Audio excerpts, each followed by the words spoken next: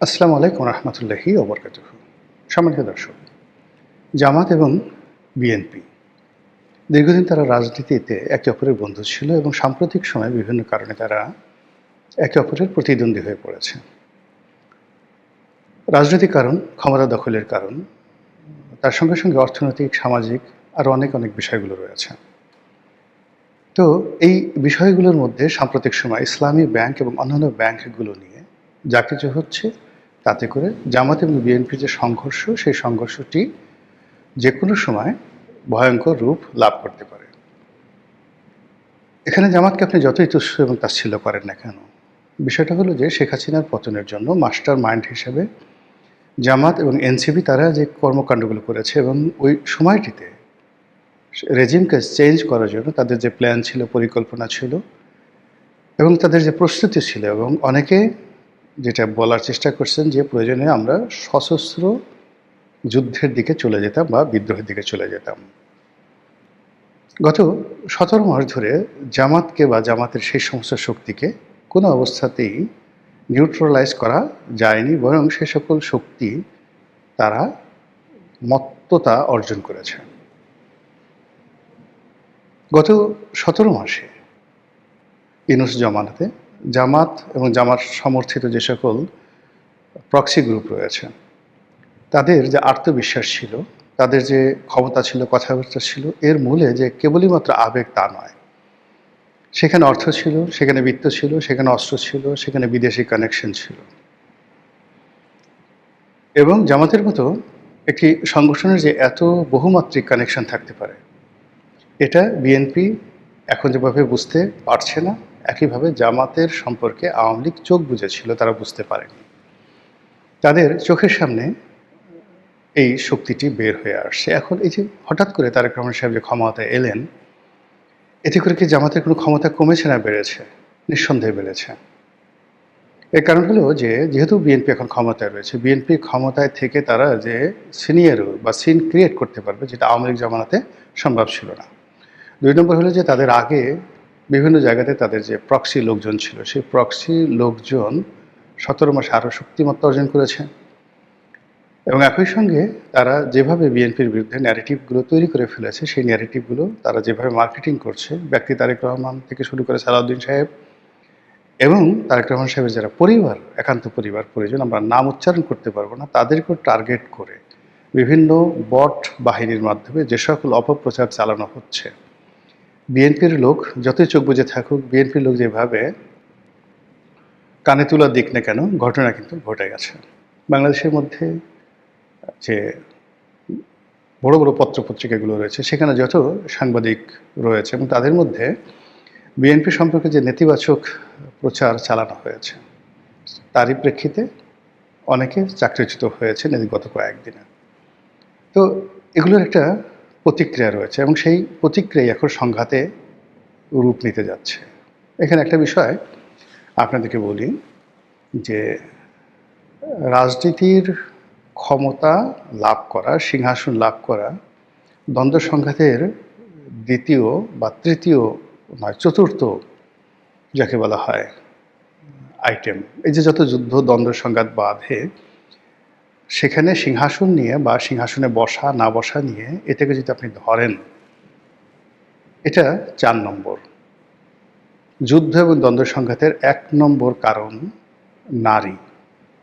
এই পৃথিবীতে নারী নিয়ে যত যুদ্ধ হয়েছে, সেটা নারীর ক্ষমতায়ন বলেন, নারীর ক্ষমতাহীনতা বলেন, নারীর কান্না বলেন, নারীর অশ্রু বলেন, নারীর অপমান বলেন, কিংবা নারীর প্রেম বলেন, কিংবা নারীর বিশ্বাসঘাতকতা বলেন, নারীকে নিয়ে এই পৃথিবীতে সবচেয়ে বেশি যুদ্ধ হয়েছে। দ্বিতীয় যে যুদ্ধটা হয়েছে নারীর পরে, সেটা হলো অর্থ নিয়ে। টাকার লোভে মানুষ যুদ্ধ করেছে, অথবা টাকার প্রয়োজনে যুদ্ধ করেছে। এখন যে ইরানে যুদ্ধ হচ্ছে, আমেরিকা টাকার প্রয়োজনে তারা যুদ্ধ করে চলেছে, তাদের লুটপাট করতে হবে। অন্যান্য বিষয় আছে, আমি শুধু এই দুটো বিষয় বললাম। নারী ১ নম্বর, ২ নম্বর হলো টাকা। আপনারা দেখেন যে গত ১৭ মাসে নারীর প্রসঙ্গ বাদ দেন, টাকার প্রসঙ্গটা যদি আমরা ধরি, তাহলে এখানে বিএনপি এবং জামাতের যে সম্পর্কটি, সেই সম্পর্কটির ক্ষেত্রে অর্থযোগ এখানে মূল নিয়ামক ছিল। বিএনপির সঙ্গে জামাত যেটা পারেনি বা করতে পারেনি সেটা হলো এই যে বিএনপির লোক যেভাবে চাঁদা কালেকশন করেছে, যেভাবে চাঁদাবাজি করেছে, এটা জামাত তাদের সাথে পেরে ওঠেনি। আর জামাতের পক্ষে এটা সম্ভব ছিল না, বিকজ এই কাজ করার জন্য যে ম্যান পাওয়ার দরকার সেটা তাদের ছিল না। ফলে তারা টাকা উপার্জন করতে পারেনি বটে, কিন্তু তাদের মেজাজ ভীষণ রকম গরম ছিল। তাদের মেজাজ ভীষণ রকম গরম ছিল এবং তারা এটা নিয়ে যত রকম সমালোচনা করা দরকার, বিএনপিকে চাঁদাবাজ বানানো দরকার, মির্জা আব্বাসকে চাঁদাবাজ বানানো দরকার, আমিনুল, তারপরে নবী থেকে শুরু করে এরশাদ, যারা যারা আছে বিএনপির পাওয়ার ফ্যাক্টর, ঢাকা শহরে যারা নির্বাচন করেছে, ওই যে ওখানে নির্বাচন করেছে নীরব, সে অবশ্য দলীয় মনোনয়ন পাননি, যাকে বলা হয় কারণ বাজার থেকে। এরপরে গুলশান বনানী বাড্ডার এই এলাকার একটা এলাকাতে এক ভদ্রলোক কায়ুম, মানে এদের সবারই চরিত্রটা হনন করে এমনভাবে করে দিয়েছে এবং এরা সবাই কিন্তু বলতে গেলে মানে পরাজিত হয়েছে। আমিনুল পরাজিত হয়েছে, নীরব পরাজিত হয়েছে। এই যে তাদের যে সফলতা, এই সফলতার মূল ব্যাপার হলো যে চাঁদাবাজি। চাঁদাবাজিকে তারা ঘৃণা করেছে, অথবা তারা চাঁদাবাজি করতে পারেনি, অথবা যারা করেছে তাদের সাথে দ্বন্দ্ব এবং সংঘাত শক্তিমত্তায় তারা পেরে ওঠেনি। ফলে তাদের ক্যারেক্টার অ্যাসাসিনেশন থেকে শুরু করে সমস্ত কিছু যেমনভাবে করা হয়েছে এবং সেই যে জায়গাগুলো, প্রত্যেকটা জায়গাতে তারা বিজয়ী হয়েছে, প্রত্যেকটা জায়গাতে তারা বিজয়ী হয়েছে। কাজে এই অভিজ্ঞতা দিয়ে আগামীতে যে সকল আসনকে তারা টার্গেট করবে, সে সকল আসনে প্রথম তাদের টার্গেট হবে এই অর্থনৈতিকভাবে যে বৈষম্য, চাঁদাবাজি, এটাকে তাদের মূল মন্ত্র করা।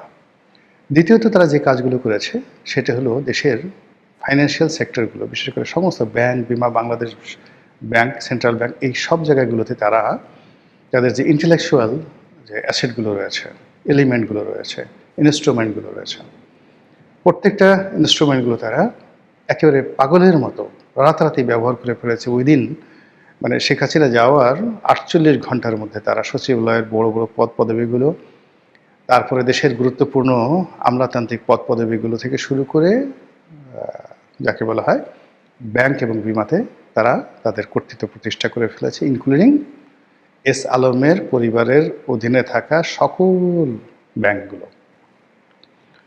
কিভাবে নিয়েছে, কেন নিয়েছে, সেটা পরের বিষয়। ফার্স্ট থিং হলো যে তারা এত দ্রুততার সঙ্গে যে কাজগুলো করেছে, সেই কাজগুলোর জন্য তাদেরকে ধন্যবাদ আপনাকে দিতেই হবে যদি আপনি বাঁচতে চান এবং আগামীতে জামাতের এই ধরনের কর্মকাণ্ড থেকে যদি নিজেকে রক্ষা করতে চান, তাদেরকে প্রথমত থ্যাঙ্কস দিতে হবে। দ্বিতীয়ত থ্যাঙ্কস দেওয়ার পরে খুব নরম মনে আপনাকে খোঁজ খবর করে জানতে হবে হোয়াট ওয়াজ দ্য পলিসি, পলিসিটা কি। এবং আপনি যদি পলিসি না জানেন তাহলে পারবেন না। এইবার অনেকে বলার চেষ্টা করেছেন যে একজন লোক আছেন জামাতের, একজন যাকে বলা হয় পেট্রন, আয়নাঘরে ছিলেন বন্দি, একজন সামরিক কর্মকর্তা, লম্বা লম্বা চুল, কর্নেল হাসিন, বেশ জনপ্রিয় কর্নেল হাসিন। তো তিনি বেশ স্ট্রেট ফরওয়ার্ড ওয়েতে কথাবার্তা বলেন। তো তিনি বললেন যে এইবার যে ইলেকশন ইঞ্জিনিয়ারিং হয়েছে, সেই ইঞ্জিনিয়ারিংয়ে তারা কীভাবে ইঞ্জিনিয়ারিং করবে, এজন্য শেখ হাসিনার জমানাতে যারা এক্সপার্ট ছিলেন, যারা দিল্লিতে পালিয়েছিলেন, তাদেরকে গোপনে আনা হয়েছে এবং তাদের মাধ্যমে এই কাজগুলো করা হয়েছে। আমি সত্য মিথ্যা বলতে পারবো না, উনি বলেছেন, ওনার কথা শুনেছি এবং সেটাই আমি আপনাদেরকে বললাম। তো এখানে মূল ব্যাপার হলো যে জামাত যে কাজটি 24 ঘন্টা বা 48 ঘন্টার মধ্যে ব্যাংকিং সেক্টরে যে কাজটি করে ফেলেছে, আপনি রাতারাতি বুদ্ধি দিয়ে যে জিনিসটি করা হয় ওটি বল দিয়ে আপনি কখনো পারবেন না। বুদ্ধির সাথে বুদ্ধি দিয়ে আপনাকে করতে হবে, কৌশলের সাথে কৌশল অবলম্বন করতে হবে, প্রতারণার সঙ্গে প্রতারণা, প্রতারণার সঙ্গে আপনি সত্য, আর সত্যকে সবসময় প্রতিষ্ঠা করতে হয় অন্য সত্য দিয়ে। সত্যকে কখনো মিথ্যা দিয়ে ধামাচাপা দেওয়া যায় না। অস্ত্রের মোকাবেলা করতে হয় অস্ত্র দিয়ে। এখানে আপনি সাধুতা দিয়ে পারবেন না। আর ক্রিটিক্যাল যে সমস্যাগুলো রয়েছে সেখানে আপনার দক্ষতা লাগবে। যেমন গোকরা সাপ আপনার সামনে পড়েছে, ফনা তুলেছে, গোকরা সাপকে নিয়ন্ত্রণ করার জন্য আপনার দক্ষতা লাগবে, অভিজ্ঞতা লাগবে, তাহলে আপনি বাঁচবেন। আদারওয়াইজ আপনি ওই সাপের ফুসফাস দেখলেই আপনি মরে যাবেন, সঙ্গে সঙ্গে আপনি মরে যাবেন, হার্ট অ্যাটাক করে আপনি মরে যাবেন। এখন এই যে কথাগুলো বললাম এই কারণে যে সরকার 1 মাস হলো ক্ষমতায় আসছে, এসেই ইসলামী ব্যাংকগুলো যারা দখল করেছে তাদেরকে সেখান থেকে বহিষ্কার করার জন্য তারা প্রাণান্ত চেষ্টা করছে। জামাত যেটা বলার চেষ্টা করছে যে সরকারের মধ্যে এসআলমের এজেন্টগুলো লুকিয়ে আছে, সঙ্গত কারণে কে এসআলমের এজেন্ট, কে এসআলমের লোক, এটা আপনারা মুখস্থ বলে দিতে পারবেন। জামাত সেই ন্যারেটিভ কিন্তু ইতিমধ্যে তৈরি করে ফেলেছে। তো এসআলমের লোক জামাতের মধ্যে আছে, এসআলমের লোক আওয়ামী লীগের মধ্যে আছে, এসআলমের লোক বিএনপির মধ্যে আছে। কিন্তু জামাত সুকৌশলে এস আলমের যে যত কিছু আছে সব কিছু বিএনপির কাঁধে চাপিয়ে দিয়েছে। অথচ এস আলমের যে রাজনৈতিক উত্থান এই ইসলামী ব্যাংকের মাধ্যমে, এস আলমের যে কজন পেট্রন ছিলেন তাদের মধ্যে অন্যতম ছিলেন বা প্রধানতম ছিলেন জামাতের নেতা, প্রয়াত নেতা, যাকে ফাঁসি দিয়ে হত্যা করা হয়েছে, মীর কাসেম আলী। চট্টগ্রামের মানুষ, তার সঙ্গে মূলত এস আলমের সম্পর্ক, এবং সেখান থেকে তিনি ইসলামী ব্যাংকের সাথে সম্পৃক্ত হন এবং ফুলে ফেঁপে আজকের এই অবস্থা হয়ে যান। কাজেই জামাতের সঙ্গে এস আলমের সম্পর্ক নেই এই কথা যে বলবে বোকার হদ্দ। আবার অন্যদিকে বিএনপি যে সকল নেতাদের সঙ্গে যে এস আলমের সম্পর্ক, এটা মিথ্যা নয়। তবে এখানে নির্বুদ্ধিতা এমন একটা পর্যায়ে, আমাদের যে গ্রামে একটা বিড়াল ছিল, সেই অবস্থা অনেকগুলো বিড়াল ছিল, তো সব বিড়ালগুলো চুরি করতো, কিন্তু ওই বিড়ালটা সে কখনো চুরি করতে পারতো না। একটা মাছ চুরি করতে গেলেই যাওয়ার আগে একটা ম্যাও করে ডাক দিত, বা ধরুন শিকার উপরে দুধ আছে বা অন্য তরি তরকার আছে, সেটাকে সে খাবে, তার আগে সে সেখানে করলো কি জোরে 3-4টা লাফ দিয়ে সেই পাতিলটা সম্পূর্ণ উল্টে ফেলে দিল। তো ওই বিড়ালটা রোজ মার খেত। আমার কেন জানি মায়া লাগতো যে এই বেচারা কোনোদিন দুধ খেতে পারলো না, কোনোদিন সেই মাছের কাছে যেতে পারলো না, তার আগে মাঠ ঠার খেয়ে দাঁত ভেঙে ফেলতেছে, পিটাই ফেলতেছে। তাদের কয়েকবার বাড়ি থেকে তাড়িয়ে দেওয়া হয়েছিল, কিন্তু বিড়াল আবার সেই অনেক 6 মাইল 7 মাইল দূর থেকে কী করে যেন ফিরে আসে। অদ্ভুত একটা ঘটনা।